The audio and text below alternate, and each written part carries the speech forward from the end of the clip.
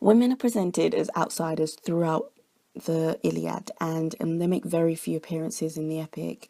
They aren't really significant to the war in terms of action, because war is men's business, but they are crucial to the plot of the epic, and this is usually through the theme of theft or abduction.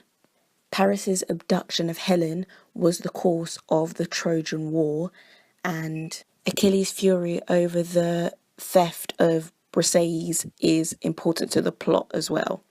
The consequence of Agamemnon seizing Briseis is that Achilles withdraws from the army, and as a result of his refusal to partake in the war, Patroclus is killed.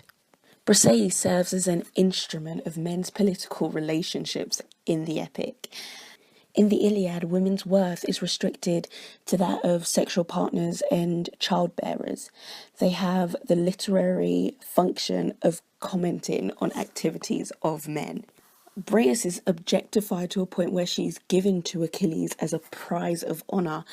However, we cannot talk about Briseis being illustrated as an object without discussing the role of Helen. Helen only appears 3 times in the whole of the Iliad, and I think that she should be seen as a victim, not only the cause of the war. We see Helen being directly victimised by Aphrodite in Book 3. Blundell expresses the fact that this is when we see Helen at her most sympathetic, because she is viewed as a plaything to the immortals as opposed to a human being. Helen is presented as blameless and blameworthy. She acknowledges the fact that she is a nasty bitch in Homeric standards, but she also acknowledges the fact that she had no control in her actions. It was the gods, specifically Aphrodite, that caused her to act in this way. Either way, the responsibility would either lie on the gods or the woman, and considering the fact that it was the Homeric world, Helen was blamed for actions she had no control over. Another woman who is as relevant as a woman could be in the Iliad is Andromache. I wholeheartedly agree with Blundell when she says that Andromache is a woman whose place in the world is defined by her relationship with men, and who will be helpless once those men are no longer there to protect her.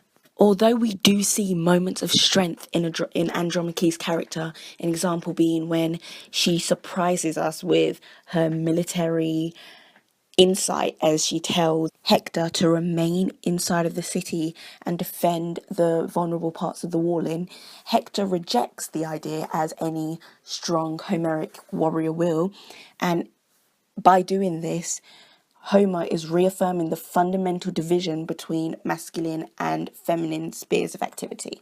The sole purpose of Andromache, however, is her participation in the mourning of Hector, and this applies to his mum, Hecabe, as well.